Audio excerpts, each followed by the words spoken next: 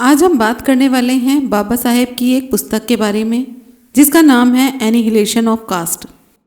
क्या आपने कभी सोचा है कि हमारे समाज के मूल में इतनी गहराई तक समाई हुई जाति व्यवस्था आखिर क्या है?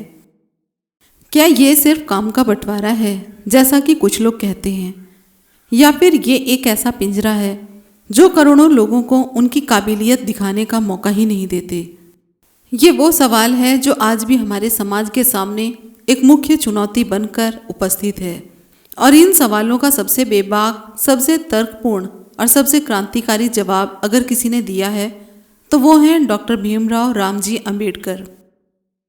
उनकी ये किताब एनिहिलेशन ऑफ कास्ट असल में एक किताब नहीं है, बल्कि एक ऐसा भाषण है जिसे कभी देने ही नहीं दिया गया। एक ऐसा सच जिसे सुनने की हिम्मत उस वक्त के समाज सुधारकों में भी नहीं थी।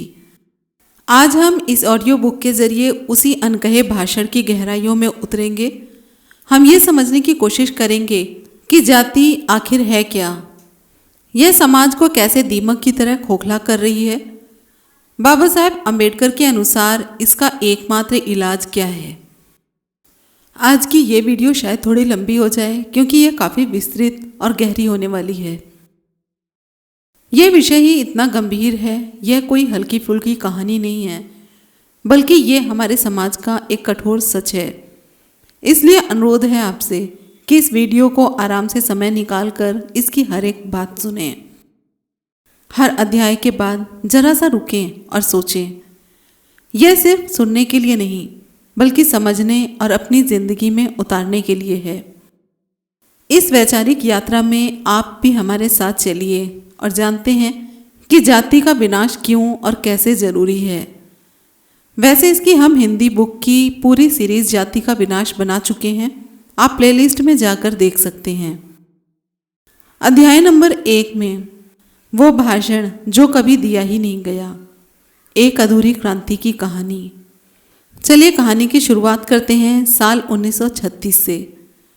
लाहौर में एक संस्था थी जिसका नाम था जात पात तोड़क मंडल।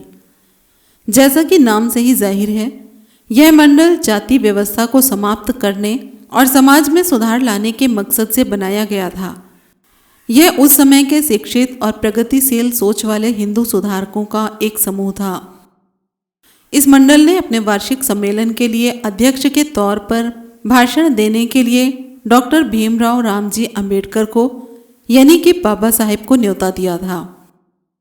ये एक बहुत अहम बात थी क्योंकि बाबा साहेब उस समय तक जाति व्यवस्था के सबसे प्रमुख आलोचक और दलितों के सबसे मुख्य नेता के रूप में स्थापित हो चुके थे। मंडल को लगा कि डॉक्टर अंबेडकर जैसे विद्वान को बुलाने से उनके समाज सुधार के काम को एक नई दिशा और मजबूती मिलेगी। डॉक्टर अंबेडकर ने भी ये न्योता स्वीकार कर लिया और अपने भाषण की तैयारी में लग गए। उन्होंने एक ऐसा भाषण तैयार किया जो किसी के भी गले उतरने वाला नहीं था। एक ऐसा भाषण जो सीधे समस्या के मूल पर प्रहार करता था। जब डॉक्टर अंबेडकर ने अपने भाषण की लिखित प्रति मंडल के पास भेजी तो वहां खलबली मच गई। मंडल के सदस्य भाषण के कुछ हिस्सों को अध्ययन करके हैरान और परेशान हो गए। उन्होंने डॉक्टर अंबेडकर से अनुरोध किया कि वह अपने भाषण के कुछ हिस्सों को परिवर्तित कर दें या हटा दें, क्योंकि उनका मानना था कि भाषण में कही गई बातें बहुत अधिक तीखी और क्रांतिकारी हैं और इससे हिंदू समाज की भावनाएं आहत हो सकती हैं। वह सुधार तो चाहते थे, लेकिन धीरे धीरे बिना किसी विशाल टकराव के वे सतह पर सुधार करना चाहते थे। लेकिन बाबा साहेब सीधे समस्या की बुनियाद को ही नष्ट करने की बात सोच रहे थे। उन्होंने कहा, उनके भाषण में वेदों और शास्त्रों की जो आलोचना की गई है वह किसी भी सनातनी हिंदू को बर्दाश्त नहीं होगी। जरा सोच कर देखिए, एक ऐसी संस्था जो खुद को जात पात तोड़क मंडल कहती है, वह खुद जाति को मजबूती देने वाले धार्मिक ग्रंथों पर सवाल उठाने से डर रही थी। यह अपने आप में एक बहुत विशाल विरोधाभास था। डॉक्टर अंबेडकर कोई साधारण व्यक्ति नहीं थे, वे सत्य के खोजी थे और सिद्धांतों से समझौता करना उनकी फितरत में नहीं था। उन्होंने मंडल को साफ साफ जवाब दिया कि वे अपने भाषण का एक भी शब्द परिवर्तित नहीं करेंगे। उन्होंने कहा, मैं भाषण का एक भी कॉमा बदलने को तैयार नहीं हूं। उनके लिए ये भाषण सिर्फ कुछ शब्दों का समूह नहीं था, बल्कि करोड़ों शोषित और उत्पीड़ित लोगों की आवाज़ थी, जिसे वे किसी भी कीमत पर दबाना या परिवर्तित करना नहीं चाहते थे। जब मंडल ने देखा कि डॉक्टर अम्बेडकर अपनी बात पर कायम हैं, तो उन्होंने उस सम्मेलन को ही रद्द कर दिया। इस तरह इतिहास का वो सबसे महत्वपूर्ण और क्रांतिकारी भाषण, जो समाज की पूरी संरचना को हिला सकता था, कभी दिया ही नहीं गया। लेकिन बाबा साहेब डॉक्टर अम्बेडकर चुप बैठने वालों में से नहीं थे। उन्होंने फैसला किया कि अगर वो इस भाषण को मंच से नहीं बोल सकते, तो वे इसे छपवा कर लोगों तक पहुंचाएंगे। और फिर उन्होंने इसे अपने खर्चे पर एक किताब की शक्ल में छपवाया, जिसका नाम रखा गया एनिहिलेशन ऑफ कास्ट, यानी कि जाति का विनाश। अब आप सोच रहे होंगे कि आखिर उस भाषण में ऐसा क्या था, ऐसा क्या लिख दिया था डॉक्टर अम्बेडकर ने कि उससे सुनने तक की हिम्मत सुधारकों के उस समूह में नहीं थी। क्या वे सिर्फ जाति प्रथा की बुराइयों के बारे में बात कर रहे थे? जी नहीं, बुराइयों के बारे में तो बहुत लोग बात कर रहे थे। बाबा साहेब उस बीमारी के लक्षणों की नहीं, बल्कि बीमारी के मूल के कारण की बात कर रहे थे। बाबा साहेब कह रहे थे, जाति प्रथा कोई सामाजिक कुरीति मात्र नहीं है जिसे कुछ सुधारों से ठीक किया जा सके। ये एक मानसिक बीमारी है जिसकी बुनियाद बहुत गहरी है, इतनी गहरी कि वह धर्म के सबसे पवित्र माने वाले ग्रंथों तक की जाती है। उन्होंने तर्क दिया कि जब तक आप उन धार्मिक ग्रंथों को ईश्वर का वचन मानते रहेंगे जो जाति व्यवस्था को सही ठहराते हैं, तब तक आप जाति को कभी खत्म नहीं कर सकते। ये बात उस समय के किसी भी हिंदू समाज सुधारक के लिए सुनना लगभग असंभव था। वे समाज को सुधारना चाहते थे, लेकिन धर्म पर सवाल उठाने की हिम्मत उनमें नहीं थी। वे चाहते थे कि काम भी हो जाए और कोई विवाद भी ना हो। लेकिन डॉक्टर अम्बेडकर साफ कह रहे थे कि ये समस्या मामूली नहीं है। इसे हल करने के लिए न केवल बाहरी प्रयासों की, बल्कि उस बुनियाद को भी नष्ट करना होगा जिसमें ये रहती है।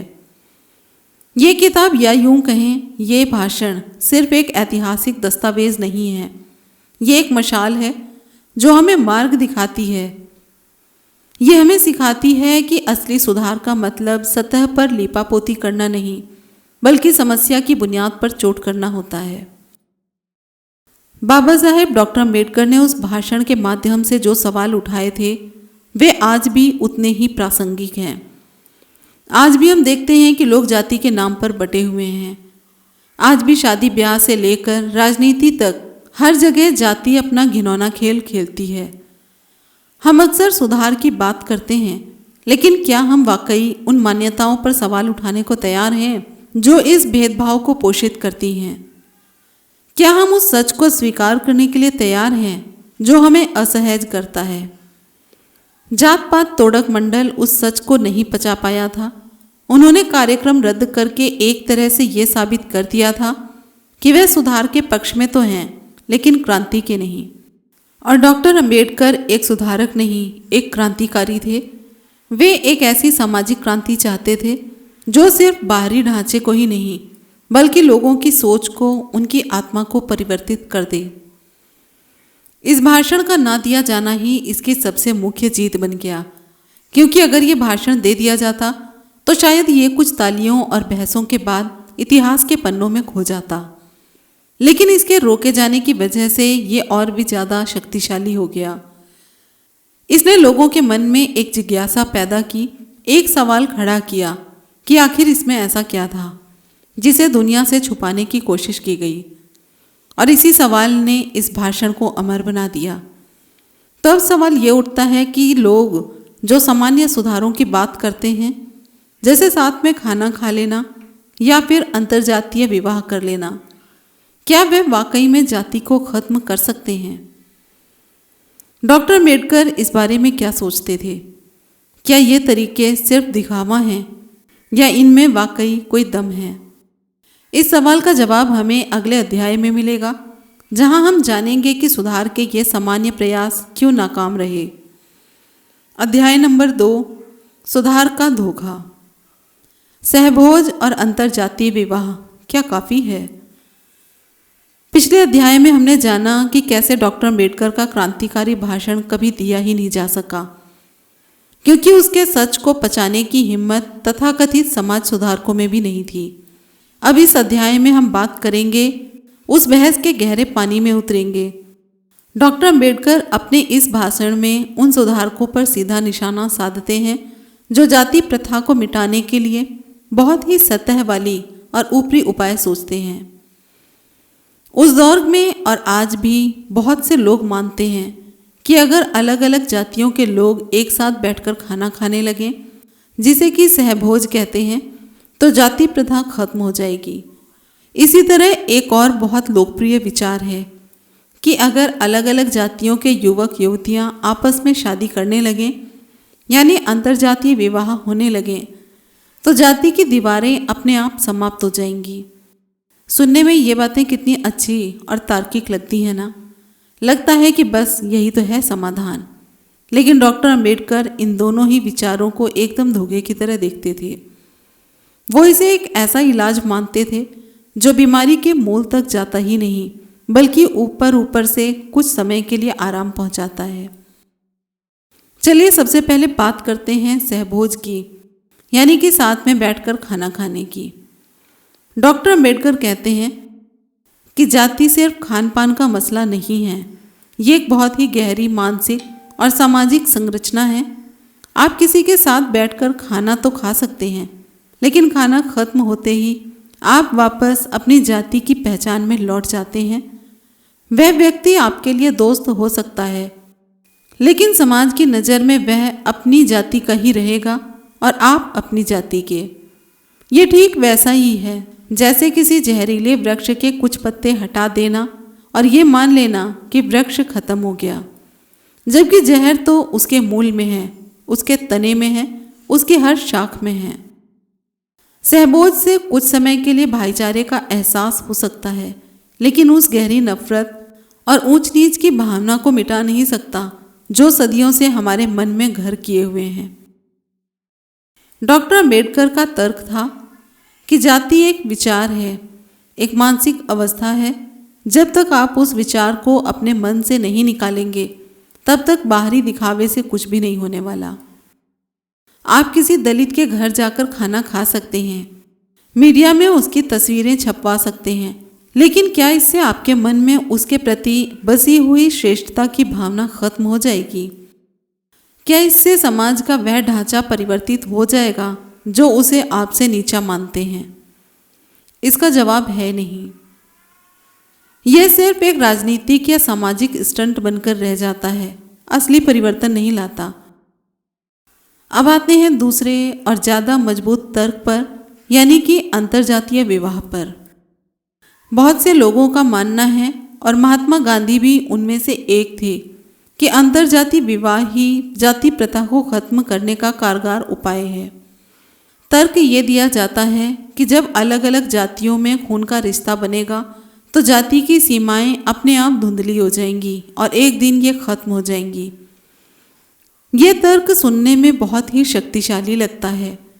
डॉक्टर अम्बेडकर भी मानते थे कि अंतरजातीय विवाह जाति को समाप्त करने का एक महत्वपूर्ण हथियार है, लेकिन वे इसे एकमात्र या सबसे प्रमुख हथियार नहीं मानते थे। बाबा साहेब कहते थे कि आप अंतरजातीय विवाह को प्रोत्साहन तो देना चाहते हैं, लेकिन आप ये भूल जाते हैं कि जाति व्यवस्था खुद ऐसे किसी विवाह का सबसे मुख्य दुश्मन बनकर उपस्थित है। लोग अपनी मर्जी से शादी नहीं कर सकते क्योंकि जाति का बंधन उन्हें रोकता है। समाज उन्हें बहिष्कृत कर देता है। कई बार तो उनकी हत्या तक कर दी जाती है, जिसे हम आज ऑनर किलिंग के नाम से जानते हैं। तो आप उस चीज़ को समाधान कैसे बता सकते हैं जिसे करने की इजाज़त ही ये व्यवस्था नहीं देती? ये तो ऐसा ही हुआ जैसे किसी कैदी से कहा जाए कि तुम्हारी आज़ादी का मार्ग जेल की सबसे मोटी दीवार को समाप्त करके जाने में है, जबकि उसके हाथ पैर जंजीरों से बंधे हों। डॉक्टर अम्बेडकर का असली तर्क और भी गहरा था। वो कहते थे कि मान लीजिए कुछ साहसी लोग समाज के खिलाफ जाकर अंतरजातीय विवाह कर भी लेते हैं, तो क्या होता है? समाज या तो उन्हें स्वीकार नहीं करता या फिर कुछ वंशों के बाद उनके बच्चे फिर से किसी न किसी जाति के खांचे में फिट कर दिए जाते हैं। समस्या व्यक्ति की नहीं बल्कि व्यवस्था की है। जब तक व्यवस्था वही रहेगी, कुछ गिने चुने अंतरजातीय विवाह उस व्यवस्था के महासागर में एक बूंद की तरह होंगे जो कोई खास फर्क पैदा नहीं कर पाएंगे। असली सवाल ये नहीं है कि लोग अंतरजातीय विवाह क्यों नहीं करते। असली सवाल ये है कि अपनी ही जाति में विवाह क्यों करते हैं। इसका जवाब है एंडोगैमी यानी सजातीय विवाह। जाति प्रथा का मूल आधार ही यही है कि हर व्यक्ति को अपनी ही जाति के अंदर विवाह करना होगा। इसी नियम ने हजारों सालों से जातियों को एक बंद डिब्बे की तरह बनाए रखा है, जिसमें ना कोई बाहर से आ सकता है ना कोई अंदर से जा सकता है। तो जब तक आप इस सजातीय विवाह के मूल पर हमला नहीं करेंगे, तब तक आप जाति को खत्म नहीं कर सकते। और सजातीय विवाह का मूल कहाँ है? लोगों की मान्यता में, उनकी आस्था में, और उस आस्था को मजबूती मिलती है धर्म ग्रंथों से। तो डॉक्टर अंबेडकर हमें यही समझा रहे थे कि सहभोज और अंतरजातीय विवाह जैसे सुधारवादी कदम अच्छे तो हैं पर काफ़ी नहीं हैं। ये उस विशाल पर्वत को समाप्त करने के लिए एक छोटे से छेनी हथौड़ी की तरह हैं, जिससे शायद कुछ कंकर पत्थर गिर जाएं, पर पर्वत अपनी जगह बना रहेगा। पर्वत को गिराने के लिए डायनामाइट की ज़रूरत होती है, और वो डायनामाइट क्या है? वह है उस विचार पर हमला करना जो इस पूरी व्यवस्था को सही ठहराता है। वह हमें ये सोचने पर मजबूर करते हैं कि हम असल में मुकाबला किससे कर रहे हैं। क्या हम कुछ लोगों की बुरी आदतों से संघर्ष कर रहे हैं या एक पूरी विचारधारा से? अगर आप सिर्फ आदतों से संघर्ष करेंगे तो सहभोज जैसे उपाय काम आ सकते हैं, लेकिन अगर आप पूरी एक विचारधारा से मुकाबला कर रहे हैं, एक ऐसी विचारधारा जिसे पवित्र और ईश्वरीय माना जाता है, तो आपको वैचारिक हथियारों की ही ज़रूरत होगी। आपको उस विचारधारा की बुनियाद को ही चुनौती देनी होगी। डॉक्टर अंबेडकर के लिए जाति प्रथा सिर्फ एक सामाजिक समस्या नहीं थी, ये एक धार्मिक समस्या थी, क्योंकि इसे धर्म की स्वीकृति प्राप्त थी। लोगों को लगता था कि जो वो कर रहे हैं वह ईश्वर का विधान है, शास्त्रों की आज्ञा है, और जब कोई चीज़ धर्म से संबंधित हो जाती है तो वह तर्क और इंसानियत से बहुत ऊपर हो जाती है। लोग उसके लिए मरने मारने पर उतारू हो जाते हैं। इसलिए जब तक आप इस धार्मिक स्वीकृति के मूल को नहीं काटेंगे, तब तक जाति प्रथा की शाखाएं और पत्तियां फलती फूलती रहेंगी।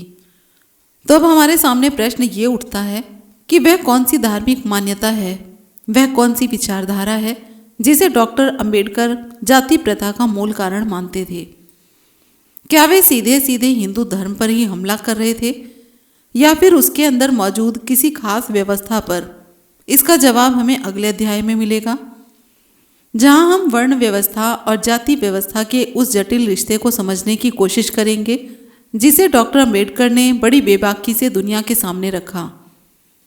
अध्याय नंबर 3, धर्म का शिकंजा, वर्ण व्यवस्था और जाति व्यवस्था।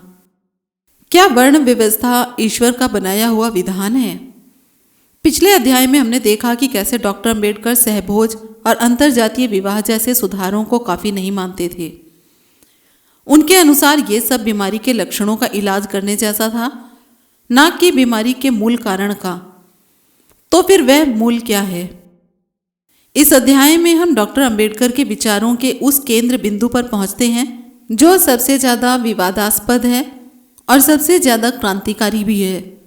वह मूल है धर्म और धर्म के भीतर की वह व्यवस्था जिसे वर्ण व्यवस्था के नाम से जाना जाता है।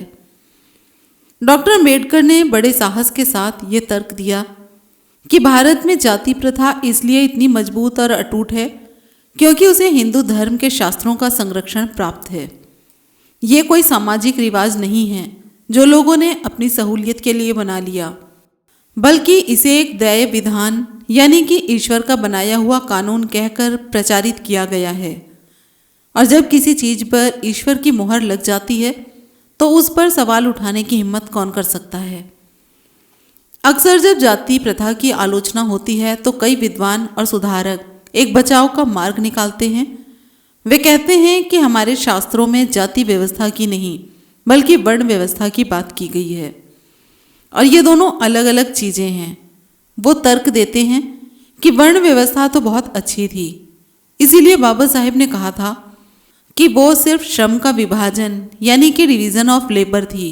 समाज को सुचारू रूप से चलाने के लिए इसके अनुसार समाज को 4 वर्णों में बांटा गया था: ब्राह्मण, क्षत्रिय, वैश्य और शूद्र।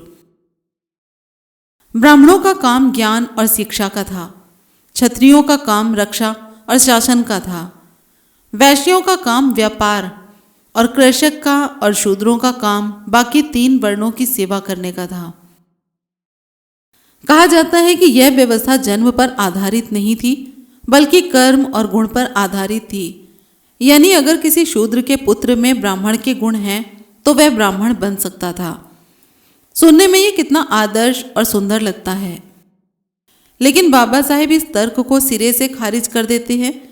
वह इसे इतिहास का सबसे विशाल धोखा मानते हैं। वो कहते हैं कि ये सब बातें सिर्फ किताबों में अच्छी लगती है, असलियत में ऐसा कभी था ही नहीं। वर्ण व्यवस्था अगर कभी कर्म पर आधारित रही भी होगी तो हजारों सालों से यह जन्म पर ही आधारित है और यही जन्म आधारित वर्ण व्यवस्था ही जाति प्रथा की माँ है। डॉक्टर अंबेडकर यहाँ एक बहुत ही महत्वपूर्ण और गहरा बिंदु उठाते हैं। वो कहते हैं कि वर्ण व्यवस्था श्रम का विभाजन नहीं है बल्कि यह श्रमिकों का विभाजन है, यानी डिवीज़न ऑफ लेबर नहीं, डिवीज़न ऑफ लेबर्स है। इन दोनों बातों में ज़मीन आसमान का फ़र्क है। चलिए इसे एक आसान उदाहरण से समझते हैं। आज के समय में भी डिवीज़न ऑफ लेबर हैं। कोई डॉक्टर है, कोई इंजीनियर है, कोई शिक्षक है, कोई सफाई कर्मचारी है।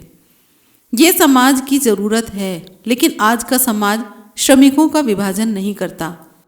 इसका मतलब ये है कि एक सफाई कर्मचारी का बेटा अगर मेहनत करे और अध्ययन करे तो वह डॉक्टर या इंजीनियर बन सकता है। एक डॉक्टर का बेटा अगर चाहे तो अपनी मर्जी से कोई और काम कर सकता है। यहाँ व्यक्ति को अपनी काबिलियत और रुचि के हिसाब से अपना पेशा चुनने की आज़ादी है। लेकिन वर्ण व्यवस्था क्या करती है? वो श्रमिकों को जन्म के आधार पर अलग अलग डिब्बों में हमेशा के लिए बंद कर देती है। वह कहती है कि ब्राह्मण का बेटा ब्राह्मण ही बनेगा, चाहे वह कितना भी अयोग्य क्यों ना हो। शूद्र का बेटा शूद्र ही रहेगा, चाहे वह कितना भी प्रभावशाली क्यों ना हो। यह सिर्फ काम का बंटवारा नहीं है, यह इंसानों का, उनकी क्षमताओं का, उनके सपनों का बंटवारा है। ये एक ऐसी व्यवस्था है जो व्यक्ति को योग्यता साबित करने का मौका दिए बिना ही जन्म के आधार पर उसका भविष्य तय कर देती है। क्या इससे विशाल और कोई अन्याय हो सकता है? कमेंट में ज़रूर बताएं कि क्या आपने अपने आसपास कभी ऐसा महसूस किया है जहां किसी को उसकी जाति की वजह से उसकी काबिलियत दिखाने का मौका न मिला हो।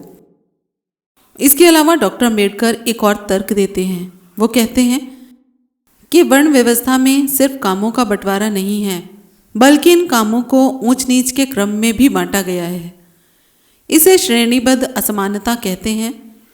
इसमें ब्राह्मण सबसे ऊपर है, उससे नीचे क्षत्रिय, उससे नीचे वैश्य और सबसे नीचे शूद्र। हर वर्ण अपने से नीचे वाले वर्ण से खुद को श्रेष्ठ समझता है और उससे घृणा करता है। इस व्यवस्था की सबसे अहम चालाकी यह है कि यह शोषितों को कभी एक नहीं होने देती। शूद्र, वैश्य और क्षत्रिय मिलकर ब्राह्मण के खिलाफ उपस्थित नहीं हो सकते, क्योंकि क्षत्रिय और वैश्य खुद को शूद्र से ऊंचा समझते हैं। हर कोई अपने से नीचे वाले को दबाकर खुश रहता है। ये एक ऐसा पिरामिड है जिसमें हर कोई अपने से ऊपर वाले से जलता है और अपने से नीचे वाले को कुचलता है। इस वजह से कभी कोई मुख्य क्रांति नहीं हो पाती, क्योंकि उत्पीड़ित लोग खुद आपस में बटे हुए हैं। ये एक ऐसी जेल है जिसमें हर कैदी खुद को दूसरे कैदी से विशाल जेलर समझता है। तो डॉक्टर अंबेडकर के लिए ये कहना कि वर्ण व्यवस्था अच्छी थी और जाति प्रथा बुरी है, एक बेईमानी है। वो कहते हैं कि जाति प्रथा कुछ और नहीं बल्कि वर्ण व्यवस्था का ही विकृत और व्यवहारिक रूप है। वर्ण व्यवस्था ने जो बीज बोया था, जाति प्रथा उसी का विशाल और जहरीला वृक्ष है। इसीलिए अगर आप जाति को खत्म करना चाहते हैं तो आपको सिर्फ शाखाओं को काटने से काम नहीं चलेगा। आपको उस बीज को, उस विचार को ही नष्ट करना होगा जो शास्त्रों में वर्ण व्यवस्था के नाम पर मौजूद हैं। उन्होंने साफ साफ कहा कि जब तक आप वेदों और स्मृतियों को पवित्र और अपरिवर्तनीय मानते रहेंगे, आप कभी भी जाति के बंधन से मुक्त नहीं हो सकते, क्योंकि इन्हीं ग्रंथों में इस अमानवीय व्यवस्था को सही ठहराया गया है। ये एक बहुत अहम और साहसी बात थी। वे सीधे सीधे धर्म के उस आधार को चोट कर रहे थे जिस पर पूरा सामाजिक ढांचा टिका हुआ था। उन्होंने लोगों से कहा कि आपको चुनना होगा। आप या तो अपने धर्म के उन सिद्धांतों को चुन सकते हैं जो असमानता सिखाते हैं, या फिर आप इंसानियत के उन सिद्धांतों को चुन सकते हैं जो समानता, स्वतंत्रता और भाईचारे की बात करते हैं। दोनों एक साथ नहीं चल सकते। लेकिन इस धार्मिक और वैचारिक गुलामी का हमारे देश और समाज पर असल में क्या असर हुआ? क्या इसने सिर्फ कुछ लोगों का सामाजिक शोषण ही किया, या फिर इसने पूरे देश की तरक्की को ही रोक दिया? जाति व्यवस्था के आर्थिक और राष्ट्रीय परिणाम क्या हुए? ये सवाल हमें एक और गहरी सच्चाई की ओर ले जाता है, जिसे हम अगले अध्याय में समझेंगे। अध्याय नंबर 4, एक बटा हुआ राष्ट्र, जाति ने भारत की तरक्की को कैसे रोका है। पिछले अध्याय में हमने उस वैचारिक और धार्मिक मूल को समझा जिसे डॉक्टर अंबेडकर जाति प्रथा का मूल कारण मानते थे, यानी कि वर्ण व्यवस्था। हमने देखा कि कैसे ये सिर्फ श्रम का ही नहीं बल्कि श्रमिकों का विभाजन है। अब इस अध्याय में हम इस सवाल पर गौर करेंगे कि इस व्यवस्था ने सिर्फ सामाजिक स्तर पर ही नहीं बल्कि एक राष्ट्र के रूप में भारत को कितना नुकसान पहुंचाया है। डॉक्टर अंबेडकर सिर्फ एक सामाजिक सुधारक नहीं थे, वे एक महान अर्थशास्त्री और राष्ट्र निर्माता भी थे। उन्होंने बहुत गहराई से विश्लेषण किया कि जाति प्रथा कैसे भारत की आर्थिक प्रगति और राष्ट्रीय एकता के मार्ग में सबसे मुख्य अवरोध है। अक्सर लोग जाति को सिर्फ एक सामाजिक बुराई मानकर उसे अलग कर देते हैं, लेकिन इसके आर्थिक और राजनीतिक परिणाम बहुत ही भयानक और दूरगामी हैं। सबसे पहले बात करेंगे आर्थिक पहलू की। कोई भी देश तरक्की तब करता है जब उसके नागरिक अपनी पूरी क्षमता और काबिलियत का इस्तेमाल करते हैं। जब लोगों को अपनी रुचि और योग्यता के अनुसार काम चुनने की आज़ादी होती है तो वे उस काम को और भी बेहतरीन तरीके से करते हैं, जिससे उत्पादन अधिक होता है, देश की अर्थव्यवस्था मजबूत होती है। लेकिन जाति व्यवस्था क्या करती है?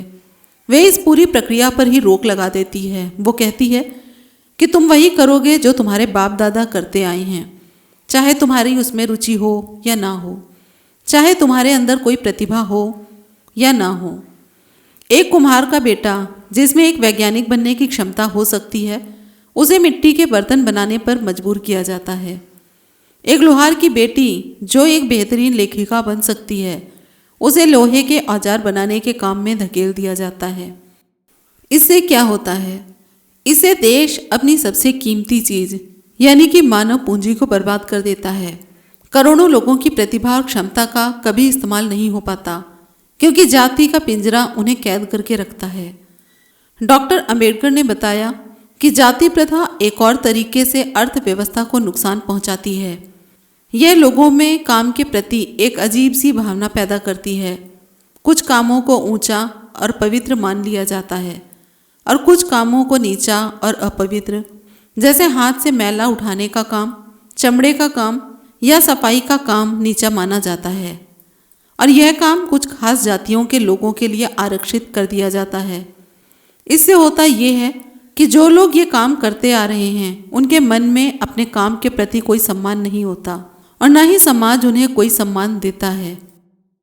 वह उस काम में कोई नयापन लाने या उसे बेहतर तरीके से करने के बारे में कभी नहीं सोचते। वहीं दूसरी तरफ जो ऊंची जाति के लोग हैं, वे शारीरिक मेहनत वाले कई कामों को करने में अपनी बेइज्जती समझते हैं, भले ही वे भूखे मर जाएं। इस वजह से हमारे देश में श्रम की गरिमा यानी कि डिग्निटी ऑफ लेबर कभी स्थापित नहीं हो पाई। जब तक आप काम को जाति से संबंधित करके देखेंगे, तब तक आप कभी भी एक कुशल और गतिशील कार्यबल का निर्माण नहीं कर सकते। ये एक ऐसी आर्थिक व्यवस्था है जो जानबूझकर अक्षमता को प्रोत्साहन देती है और प्रतिभा को हतोत्साहित करती है। अब आते हैं इसके राष्ट्रीय परिणामों पर, जो शायद और भी ज़्यादा गंभीर हैं। डॉक्टर अंबेडकर का एक बहुत प्रसिद्ध कथन है, जाति एक राष्ट्र विरोधी है। इसका मतलब क्या है? एक राष्ट्र या देश सिर्फ जमीन के एक खंड का नाम नहीं होता। राष्ट्र बनता है उन लोगों के बीच आपसी अपनेपन, भाईचारे और सहानुभूति की भावना से।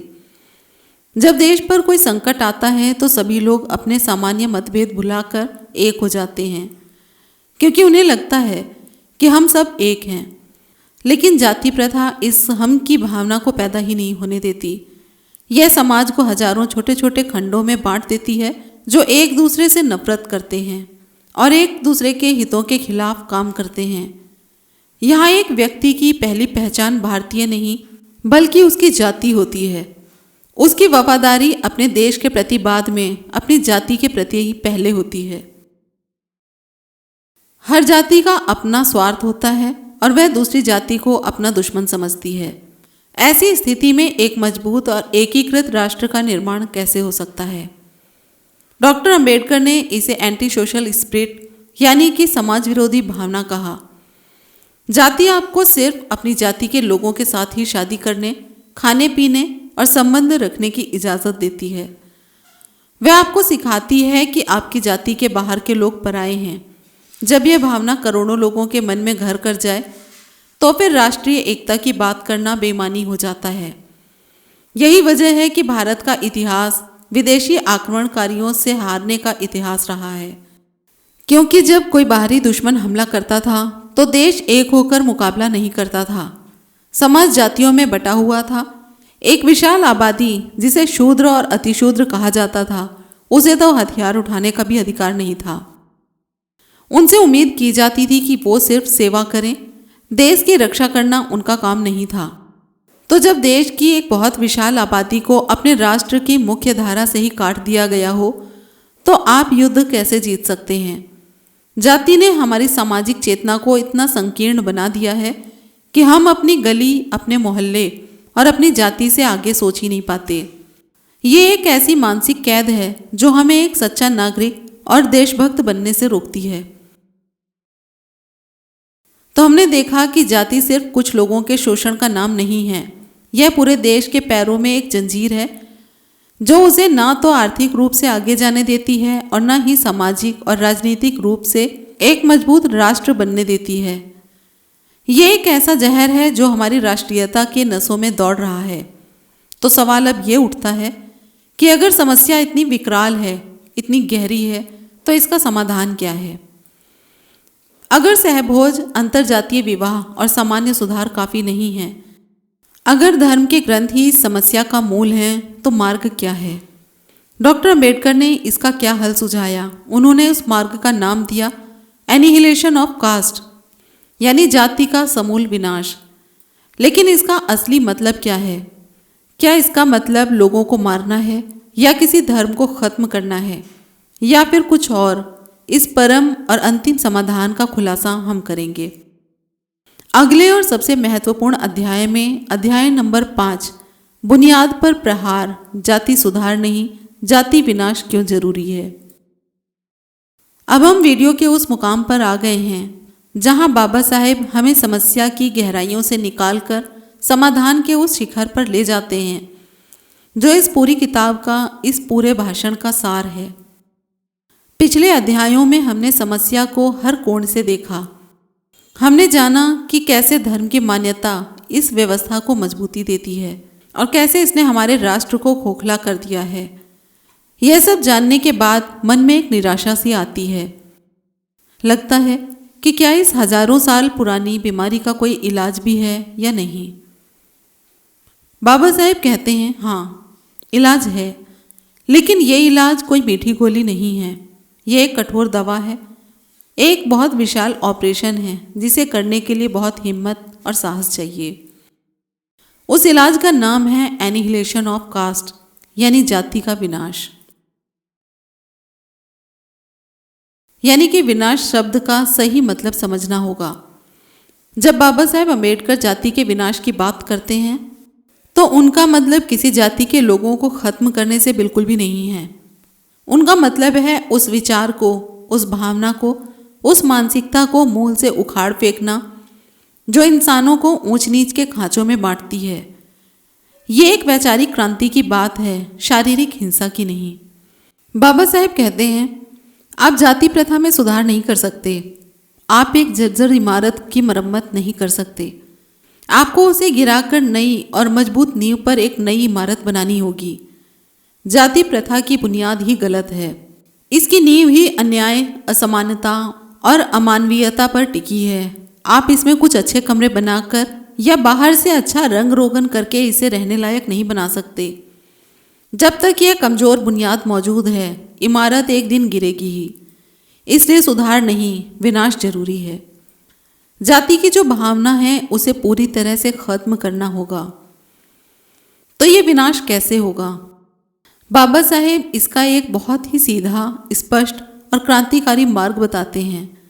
वो कहते हैं कि जाति की शक्ति उसके सामाजिक व्यवहार में नहीं, बल्कि उसको मिली हुई धार्मिक मान्यता में है। लोगों के मन में ये बात बैठी हुई है कि जाति ईश्वर ने बनाई है, यह शास्त्रों में लिखा है और इसका पालन करना ही धर्म है। जब तक ये मान्यता बनी रहेगी, जाति कभी खत्म नहीं होगी। इसीलिए जाति का विनाश करने के लिए आपको उस धार्मिक आधार को ही नष्ट करना होगा जो उसे वैधता और पवित्रता प्रदान करता है। बाबा साहेब बहुत ही निर्भीकता से कहते हैं कि आपको उन शास्त्रों, स्मृतियों और पुराणों के अधिकार को ही चुनौती देनी होगी जो वर्ण व्यवस्था और जाति प्रथा को सही ठहराते हैं। आपको ये हिम्मत दिखानी होगी कि आप कहें कि कोई भी धर्म चाहे कितना भी पुराना या पवित्र क्यों ना हो, अगर वह इंसानियत के खिलाफ है, अगर वह समानता और न्याय के सिद्धांतों के खिलाफ है, तो फिर वह अस्वीकार्य है। यह उस समय के लिए भी और आज के लिए भी बहुत ही अहम बात है। वो लोगों से कह रहे थे, अपनी बुद्धि और विवेक का इस्तेमाल करो। किसी की बात को सिर्फ इसलिए मत मानो कि वह किसी पुरानी किताब में लिखी हुई है। उसे तर्क की कसौटी पर कसो। क्या वह बात सही है? क्या वह नैतिक है? क्या वह इंसानियत को प्रोत्साहन देती है? अगर नहीं तो उसे त्यागने में कोई हर्ज नहीं है। बाबा साहेब का मानना था कि एक सच्चा धर्म वो है जो स्वतंत्रता, समानता और बंधुत्व यानी कि भाईचारे के सिद्धांतों पर आधारित हो। कोई भी धर्म जो अपनी ही अनुयायियों के एक विशाल हिस्से को अछूत मानता हो, उन्हें जानवरों से भी बदतर समझता हो, उन्हें ज्ञान, संपत्ति और सम्मान के अधिकार से वंचित रखता हो, वो धर्म हो ही नहीं सकता। वो एक बीमारी है और इस बीमारी का इलाज है उस धर्म में एक मूलभूत क्रांति लाना या फिर उसे पूरी तरह से त्याग देना। यही कारण था कि जीवन के अंत में बाबा साहेब ने लाखों अनुयायियों के साथ हिंदू धर्म को त्याग कर बौद्ध धर्म अपना लिया, क्योंकि उन्हें बौद्ध धर्म में समानता और करुणा के वे सिद्धांत मिले जो उन्हें अपने मूल धर्म में नहीं मिले। अब कई लोग ये तर्क दे सकते हैं कि क्या हमें अपने पूर्वजों की हर चीज को त्याग देना चाहिए? क्या अपनी परंपरा और संस्कृति को पूरी तरह से नकार देना चाहिए? बाबा साहेब इसका भी जवाब देते हैं। वो कहते हैं, हमें आंख बंद करके किसी भी चीज को स्वीकार या अस्वीकार नहीं करना चाहिए।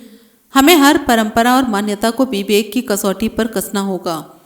जो अच्छा है, जो प्रगतिशील है, जो इंसानियत को मिलाता है, उसे स्वीकार करो, और जो बुरा है, जो समाज को बांटता है, जो अन्याय को प्रोत्साहन देता है, उसे त्यागने में ही भलाई है। ये ठीक वैसा ही है जैसे हम अपने पुराने घर की सफाई करते हैं। हम काम की चीज़ों को सहेज कर रखते हैं और कचरे को बाहर फेंक देते हैं। हमें अपनी सामाजिक और धार्मिक मान्यताओं के साथ भी यही करना होगा। हमें उस कचरे को पहचानने में और उसे बाहर फेंकने की हिम्मत जुटानी होगी, भले ही वो कचरा पवित्र ही क्यों न माना जाता हो। तो जाति का विनाश का मार्ग क्या है? पहला कदम है शास्त्रों की प्रभुता को नकारना। दूसरा कदम है एक ऐसी नई सामाजिक व्यवस्था का निर्माण करना जिसका आधार स्वतंत्रता, समानता और भाईचारे के सिद्धांत हो। तीसरा और सबसे महत्वपूर्ण कदम है एक नए नैतिकता का निर्माण करना जो किसी धर्म ग्रंथ पर नहीं बल्कि तार्किक और मानवीय मूल्यों पर आधारित हो। लोगों को यह सिखाना कि अच्छा और बुरा क्या है, इसका फैसला किसी पुरानी किताब से नहीं बल्कि इस आधार पर होना चाहिए कि हमारे कर्मों का दूसरे इंसानों पर क्या असर होता है। क्या हमारे काम से किसी को खुशी मिलती है या दुख? क्या हमारा व्यवहार समाज को मिलाता है या अलग करता है?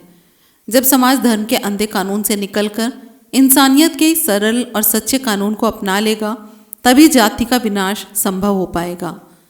यह एक लंबा और कठिन संघर्ष है। यह संघर्ष किसी दूसरे समुदाय से नहीं, बल्कि खुद अपनी उन मान्यताओं और पूर्वाग्रहों से है जो हमारे अंदर सदियों से स्थापित हैं। यह संघर्ष हमारे आलस और डर से है, जो हमें सच का सामना करने से रोकता है। बाबा साहेब ने हमें हथियार दे दिया है, विचार दे दिया है, मार्ग दिखा दिया है। अब इस मार्ग पर चलना या ना चलना, यह हम पर निर्भर करता है। लेकिन अब जब हमने समाधान का ये क्रांतिकारी विचार समझ लिया है, तो सवाल उठता है कि हम आज के समय में इसे अपने जीवन में कैसे उतार सकते हैं। बाबा साहेब के इन विचारों का आज हमारे लिए क्या महत्व है और हमारी क्या जिम्मेदारी है, इन सभी सवालों को समेटते हुए इस वीडियो के अंतिम अध्याय यानी निष्कर्ष की ओर ले जाते हैं। अध्याय नंबर 6, निष्कर्ष, बाबा के सपनों का भारत और हमारी जिम्मेदारी। हम इस वैचारिक यात्रा के अंतिम चरण पर आ चुके हैं। हमने बाबा साहेब के उस ऐतिहासिक भाषण के पन्नों को पलटा जो कभी बोला नहीं गया, लेकिन जिसकी गूंज आज भी हमारे समाज में सुनाई देती है। हमने शुरुआत की उस कहानी से कि कैसे जात पात तोड़क मंडल खुद डॉक्टर अंबेडकर के क्रांतिकारी विचारों की सच्चाई को बर्दाश्त नहीं कर पाया। फिर हमने देखा कि कैसे सहभोज और अंतर्जातीय विवाह जैसी सतही सुधार उस जहरीले वृक्ष की पत्तियां हटाने जैसे हैं, जबकि उसका मूल कहीं और ज्यादा गहरा है। हमने उस मूल को पहचाना जो वर्ण व्यवस्था और उसे पवित्र बताने वाले ग्रंथों में छिपा है। डॉक्टर अंबेडकर ने हमें समझाया कि यह व्यवस्था श्रम का विभाजन नहीं, बल्कि श्रमिकों का क्रूर विभाजन है। हमने ये भी जाना कि कैसे इस जाति प्रथा ने न सिर्फ सामाजिक अन्याय किया, बल्कि हमारे देश की आर्थिक प्रगति और राष्ट्रीय एकता को भी हमेशा के लिए पंगु बना दिया। और अंत में हमने उस एकमात्र समाधान को समझा जो सुधार नहीं बल्कि जाति का विनाश है, यानी उस पूरी विचारधारा को ही मूल से उखाड़ फेंकना जो इंसान को इंसान से छोटा या विशाल मानती है। अब सवाल ये उठता है कि इन सब बातों का आज हमारे लिए क्या मतलब है? क्या डॉक्टर अंबेडकर की ये बातें आज भी उतनी ही प्रासंगिक हैं? इसका जवाब शायद हाँ है, शायद पहले से भी ज़्यादा। आज हमारे पास संविधान है जो जाति के आधार पर किसी भी तरह के भेदभाव को गैर कानूनी बताता है। हमारे पास कानून है, लेकिन क्या हमारे समाज से, हमारे मन से जाति चली गई है? आप अपने चारों तरफ देखिए, शादी विज्ञापनों से लेकर चुनावी रैलियों तक, दोस्ती यारी से लेकर किराए पर मकान देने तक, हर जगह जाति आज भी एक कठोर सच्चाई के रूप में मौजूद है। आज भी दलितों पर अत्याचार की खबरें रोज अखबारों में आती हैं। आज भी बहुत से लोग अपनी जाति पर गर्व तो करते हैं, लेकिन दूसरी जातियों को हीन दृष्टि से देखते हैं। इसका मतलब ये है कि बीमारी अभी खत्म नहीं हुई है। कानून बन जाने से सिर्फ बाहरी ढांचा परिवर्तित होता है, मानसिकता नहीं। और बाबा साहेब का पूरा संघर्ष इसी मानसिकता को परिवर्तित करने का था। तो हमारी जिम्मेदारी क्या है? बाबा साहेब के सपनों का भारत कैसा था? वो एक ऐसा भारत चाहते थे जो सिर्फ राजनीतिक रूप से आज़ाद ना हो, बल्कि सामाजिक रूप से भी आज़ाद हो। एक ऐसा समाज जिसे वे प्रबुद्ध भारत कहते थे, जो स्वतंत्रता, समानता और भाईचारे के महान सिद्धांतों पर आधारित हो, जहाँ किसी व्यक्ति की पहचान उसके जन्म से नहीं बल्कि उसके कर्म और उसकी काबिलियत से हो, जहाँ हर किसी को आगे जाने का, अपने सपने पूरे करने का बराबर का मौका मिले। ये सिर्फ एक सपना नहीं था, ये एक लक्ष्य था जिसे हासिल करने की जिम्मेदारी वह हम पर सौंप गए हैं। हमारी पहली और सबसे अहम जिम्मेदारी है कि हम खुद को शिक्षित करें। हम डॉक्टर अंबेडकर का अध्ययन करें, फुले का अध्ययन करें, पेरियार का अध्ययन करें, उन सभी समाज सुधारकों का अध्ययन करें जिन्होंने इस अन्याय के खिलाफ आवाज़ उठाई। ज्ञान ही वो पहला हथियार है जो अंधविश्वास और पूर्वाग्रह के अंधकार को काट सकता है। हमें अपनी उन सभी मान्यताओं और परंपराओं पर सवाल उठाना सीखना होगा जो हमें बचपन से सिखाई गई हैं। हमें खुद से पूछना होगा कि क्या यह मान्यताएं तर्क और इंसानियत की कसौटी पर खरी उतरती हैं। हमारी दूसरी जिम्मेदारी है आत्मनिरीक्षण करना। हमें अपने अंदर झांकना होगा कि कहीं हमारे मन में भी तो जाति का जहर नहीं है। क्या हम अनजाने में ही सही किसी के साथ उसकी जाति की वजह से अलग व्यवहार तो नहीं करते? क्या हम अपनी जाति को लेकर किसी झूठे दम में तो नहीं जी रहे? जब तक हम अपनी कमियों को स्वीकार नहीं करेंगे, हम उन्हें दूर नहीं कर सकते। ये बहुत ही मुश्किल और असहज करने वाली प्रक्रिया है, लेकिन इसके बिना कोई सच्चा परिवर्तन संभव नहीं है। हमारी तीसरी और सबसे महत्वपूर्ण जिम्मेदारी है अपने व्यवहार में परिवर्तन लाना। हमें अपने जीवन में समानता के सिद्धांत को अपनाना होगा।